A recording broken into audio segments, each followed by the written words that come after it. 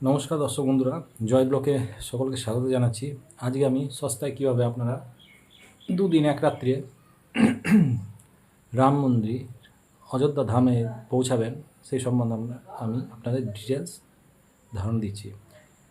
এবং চ্যানেলটা ভালো লাগলে অবশ্যই সাবস্ক্রাইব করবেন, পাশে থাকা বেল আইকনটা অবশ্যই প্রেস করতে ভুলবেন না কিন্তু। তো শুরু করা যাক। তো দুদিন এক রাত্রি কীভাবে আপনারা অযোধ্যায় রাম মন্দির দর্শন করবেন, রামলালার পুজো দেবেন, পাশে হনুমানগাড়ি দর্শন করবেন, কনকমহল দেখবেন, দশরথ ভবন ভিজিট করবেন, তারপরে সরায়ু নদীর ঘাটে যাবেন, স্নান করবেন এবং রাম কি পায়রি দেখবেন, নাগেশ্বর মহাদেবের মন্দির দেখবেন, লতা মঙ্গেশকর চক দেখবেন এবং করে আপনারা পরের দিন রাতে ব্যাক করে আসবেন। তো এখানে 3টে ট্রেন যায় আসানসোল থেকে, হচ্ছে 13151 জম্মু তাওয়া এক্সপ্রেস, 3:20 দুপুরে আসানসোলে প্রত্যেক দিন আপনি পেয়ে যাবেন এই ট্রেনটি। সেকেন্ড ক্লাসে ভাড়া হচ্ছে 205, স্লিপারে 370, এসি থার্ডে 1000, এসি সেকেন্ড ক্লাসে 1430 আর ফার্স্ট ক্লাসে হচ্ছে এসি ওয়ানে 2385 টাকা। এই ট্রেনটি ডেলি পাওয়া যায়, 4 নম্বর প্ল্যাটফর্মে আসে। খুব এক্সেপশনাল থাকলে আপনি পেয়ে যাবেন 3 নম্বর প্ল্যাটফর্মে। এরপরে আছে আপনার 13009 দুন এক্সপ্রেস, রাত্রি 12:11। এটাও জম্মু তাওয়া এক্সপ্রেসের মতোই একই ভাড়া, 205 টাকা স্লিপারে সেকেন্ড ক্লাস, আর স্লিপারে ভাড়া হচ্ছে 370, আর এসি থার্ডে 1000, এসি সেকেন্ডে 1430 আর এসি ফার্স্ট ক্লাসে 2385 টাকা। এই ট্রেনটিও ডেলি আপনি পেয়ে যাবেন। আর সপ্তাহে একদিন মঙ্গলবার দিন আসানসোল থেকে ছাড়ে গোন্ডা এক্সপ্রেস, ট্রেন নাম্বার 13509। ট্রেনটি বিকেল 4:05 পাবেন। ট্রেনটি ভাড়া হচ্ছে আনরিজার্ভে 235 টাকা, স্লিপারে ভাড়া হচ্ছে 415 টাকা, এসি থার্ডে ভাড়া হচ্ছে 1125 টাকা, এসি সেকেন্ড ক্লাসে ভাড়া হচ্ছে 1610 টাকা আর এসি ফার্স্ট ক্লাসে 2705 টাকা।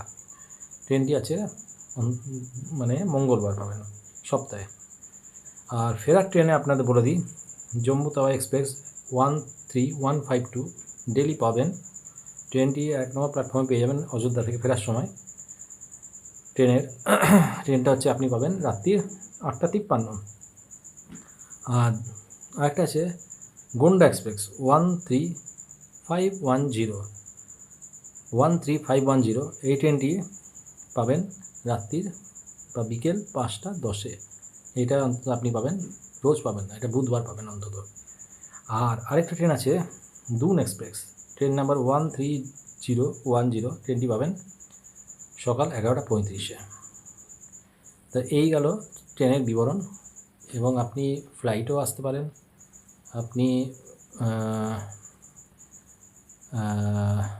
নিয়ারেস্ট কোনো জায়গা, ইউপির কোনো জায়গা হলে আপনি বাসেও আসতে পারেন। তো এইখানে বা ট্যুরিস্ট বাসেও যেতে পারেন। কিন্তু ট্রেনে যাওয়াটাই আমার মনে হচ্ছে খুব সুবিধা এবং কমফোর্টেবল জার্নি। তো এরপর বাকিটা আপনারা ভিডিওটা দেখুন এবং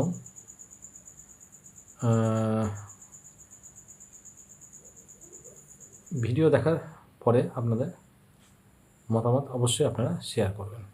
ধন্যবাদ। এই যে জম্মু তাওয়া ট্রেনটা, এটা 1 ঘন্টা বেশি দেরিতে 6:21 অযোধ্যা ধাম জংশন পৌঁছে দেওয়ার কথা, কিন্তু ট্রেনটা এখন পৌঁছালো 7:24-এ।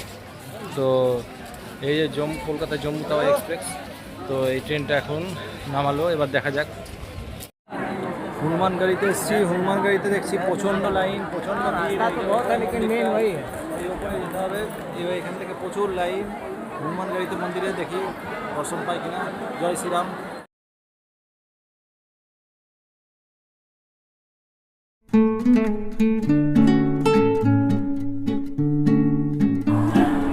আজকে সকালে যখন জম্মু তাওয়াইতে নামলাম ট্রেন থেকে, তারপরে বেশি দূর নয়, 1 কিলোমিটার স্টেশন থেকে।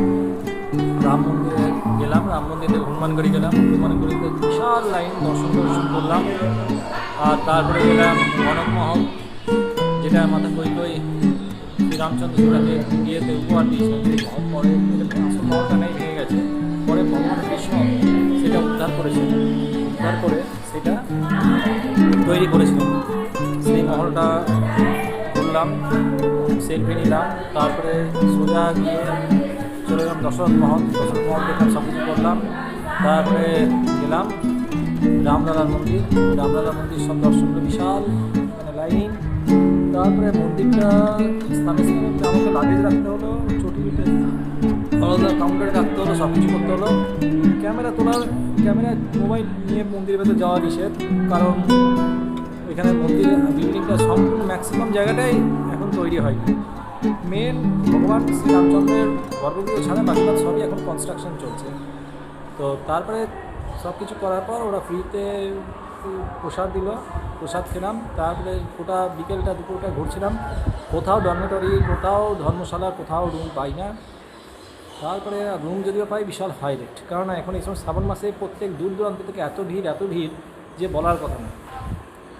তারপরে কোনোরকমভাবে বিকেলবেলা একটা রুম পেলাম, সেটা একটা ধর্মশালা টাইপের। তো সেখানে বললো 800 টাকা হবে। আমি বললাম 24 ঘন্টা থাকবো না, 12 ঘন্টাও থাকবো না, কালকে সকালে ভোর 5টার সময় বেরিয়ে যাবো। তাও আমি বললাম যে ঠিক আছে, কোনো একটু দেখুন, হল করে যদি থাকে ম্যাট্রেস কিছু দিন, তাহলে একটু শোবো। বললো ঠিক আছে, ওইটা দিতে পারি, তো 200 টাকা লাগবে। আমি দিই 200 টাকা দিয়ে এখন এই রুমে এইসব জায়গায় এখন আজকে রাত্রিটা স্টে করবো। তারপরে কালকে সমস্ত জায়গায় কেনাকাটা, এখানে বাবু একটু এখানটা দেখছে, হ্যাঁ। তারপরে সব জায়গা সমস্ত জায়গায় ঘুরে আজকে, তারপরে বিকেলবেলা ঘুরলাম, রামকি প্যারি দেখলাম, নাগেশ্বর মহাদেব মন্দির দেখলাম, সরাইউ নদীতে একটু স্নান করলাম। স্নান করে আজকে সোজা গিয়ে সন্ধ্যারতি দেখবো। 7টার সময় সন্ধ্যারতি আরম্ভ হয়। তারপরে সব দেখলাম, দর্শন করলাম। জয় শ্রীরাম। রাম সবাইকার মনস্কামনা পূর্ণ করুক, মনোবাঞ্ছা পূর্ণ করুক ভগবান রাম, এই আমার প্রার্থনা। জীবজগতের সকল জীবের কল্যাণ হোক। জয় শ্রীরাম।